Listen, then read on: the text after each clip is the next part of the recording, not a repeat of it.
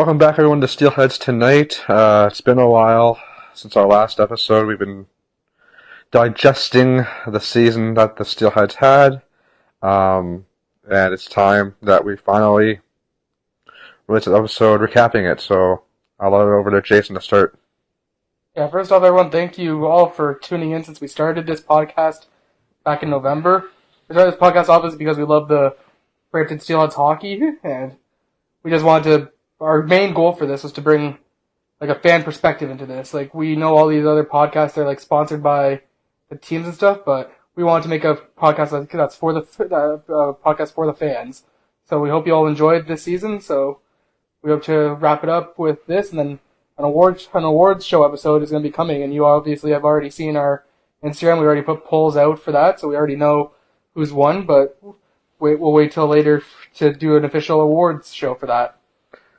Yeah, like Jason said, from the bottom of our hearts, we thank you so much. We did not expect so much support that we've gotten from Steelheads fans, so that's been phenomenal. Even some of the players recognizing us, which has been phenomenal.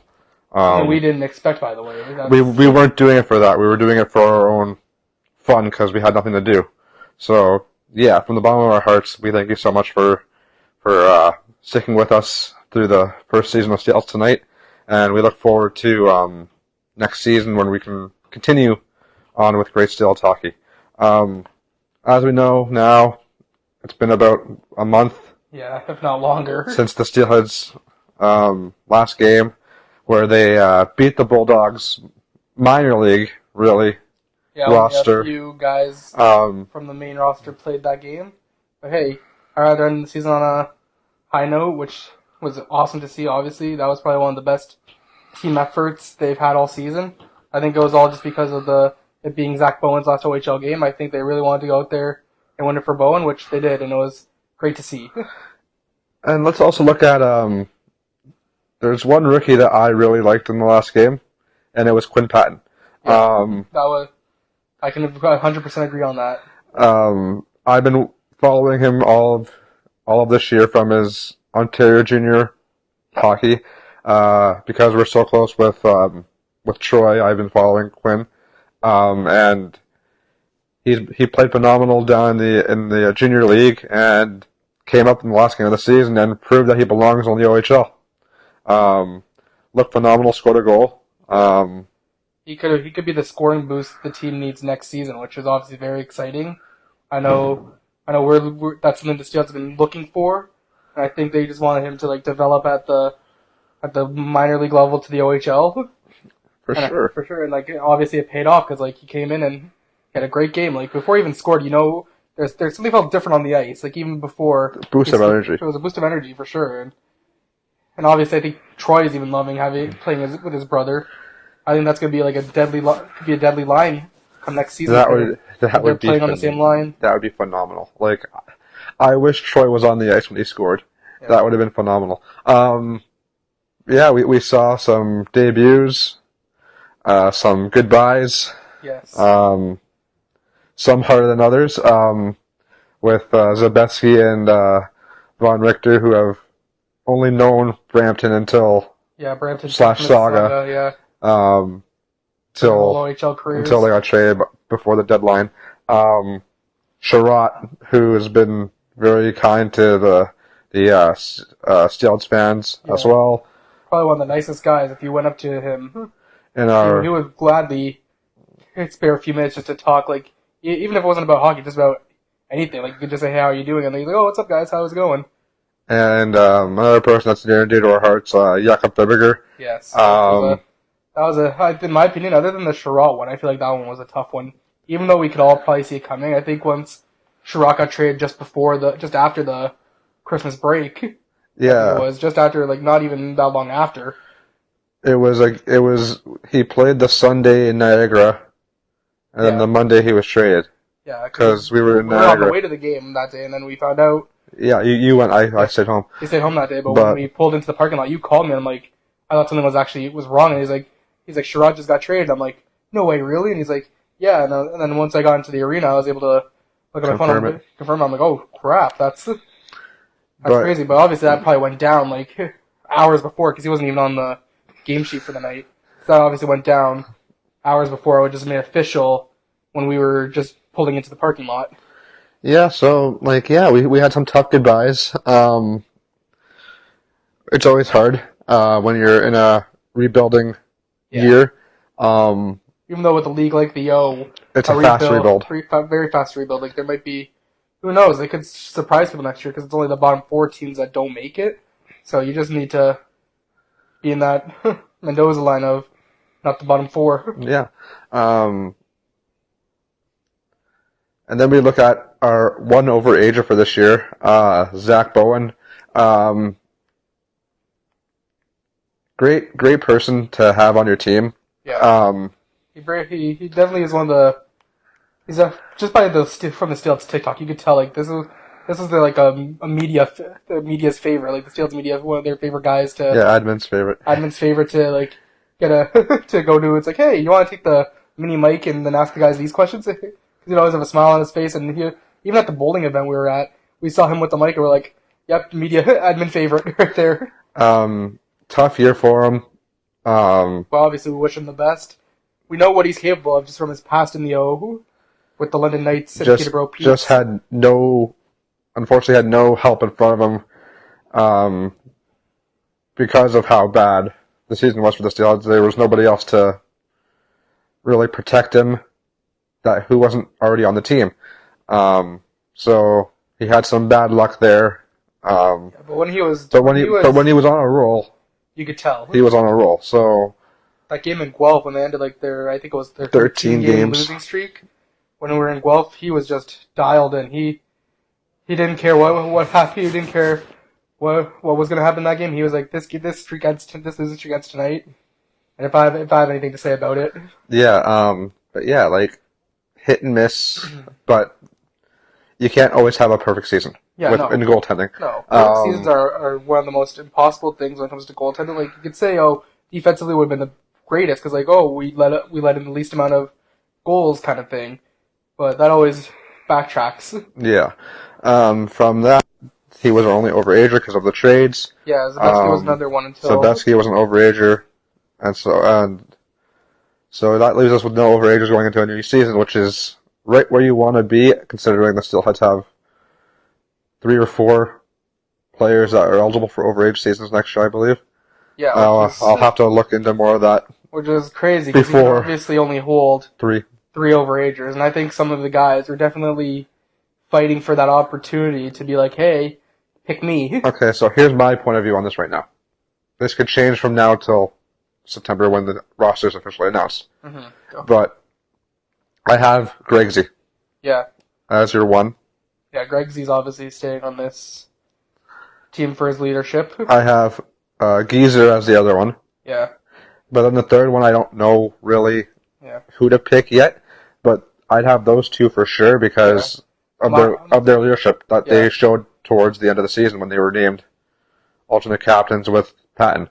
Yeah, and obviously I think if I had to choose right now, as of today, I'd say Botno in that spot. Like you're in the. I forgot about Botno. So you know what? I can see 2 forwards in the D. Yeah, I feel like it's either gonna be him or Eggleton, which nothing against either of these guys, obviously, but I think Botno with his performance in the second half, like obviously it wasn't like crazy numbers, but you could tell when he was on that on the ice, he was giving it his all every shift. And I think that's what you want in a guy, even though if he doesn't have like the most points on the team, you want a guy that goes out there and brings the energy for each shift. 100%. Like we talked about this in the beginning of the year, or not beginning because we started in November, but Botno sat out for a period of time because he was struggling. Yeah. But once he came back into that lineup, he was proven to the coach that you're not taking me out.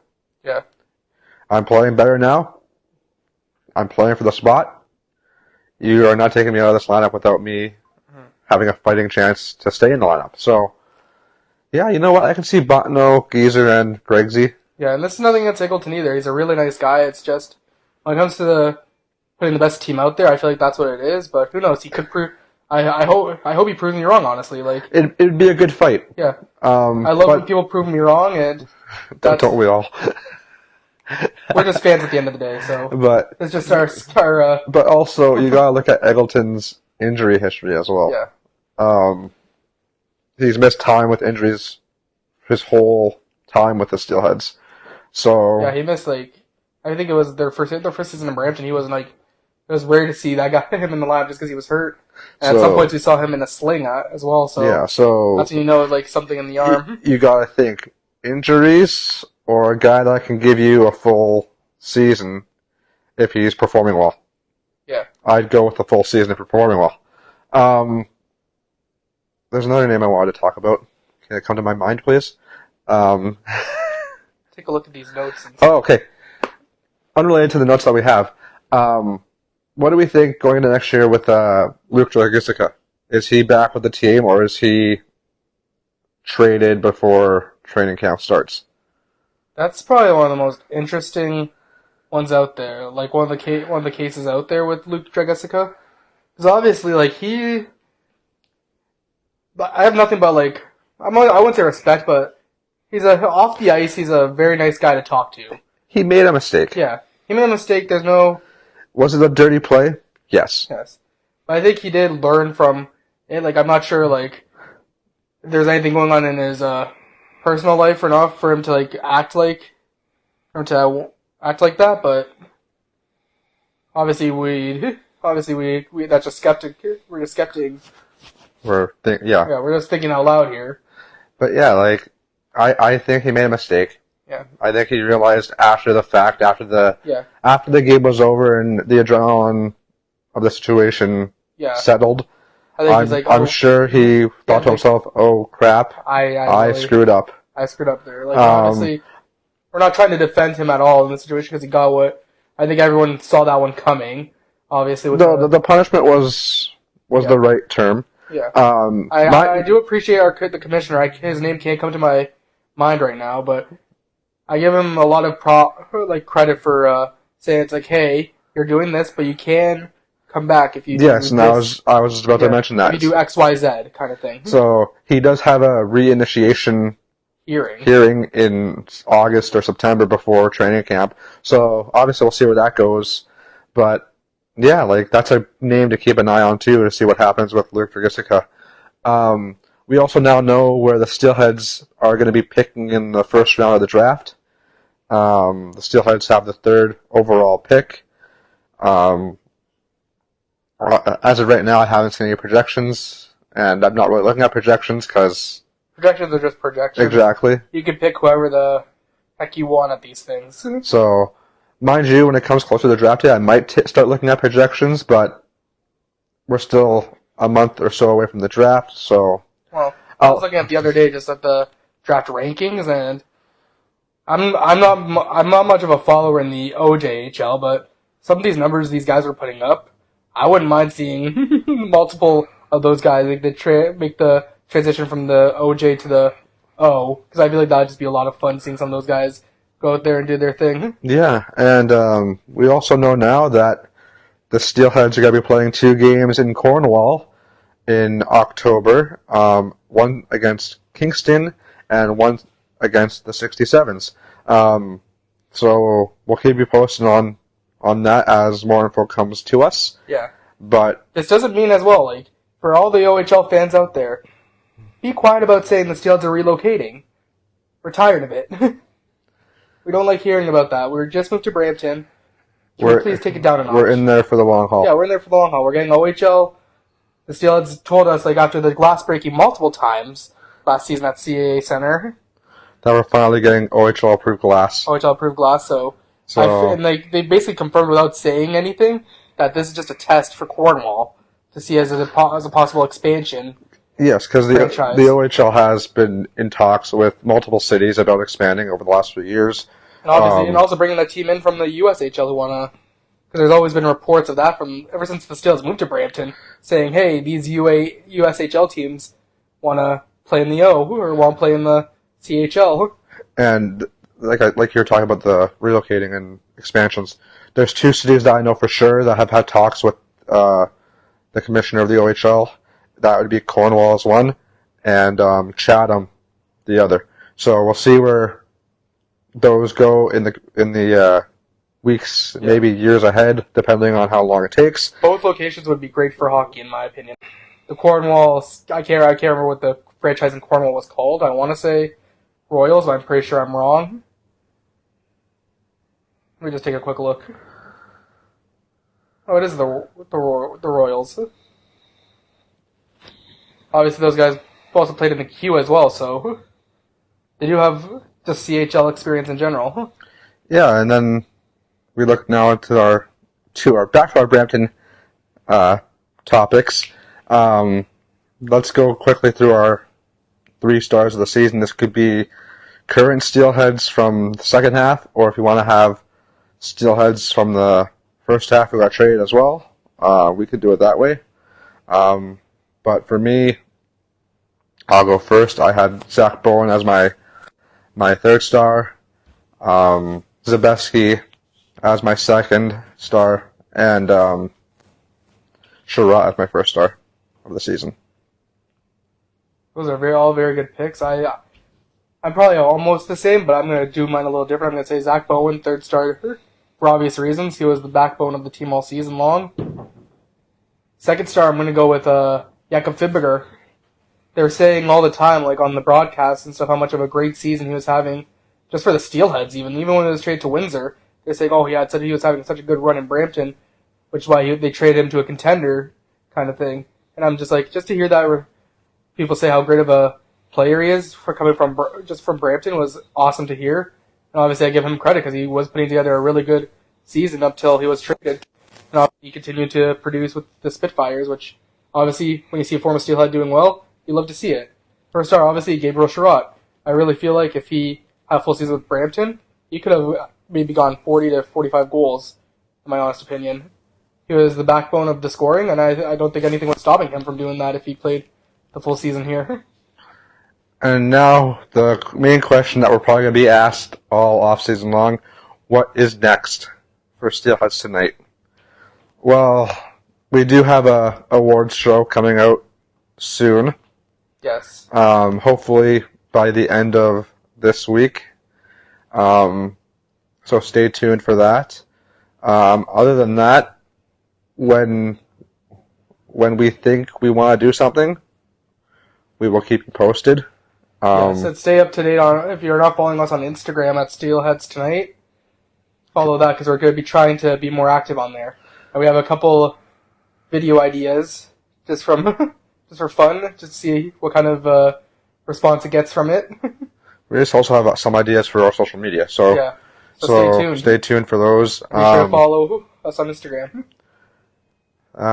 That's all I got. Thank you again, everyone. It is much appreciated. As we've said in the past at the end of our videos, go Steel Go, and we'll see you next time.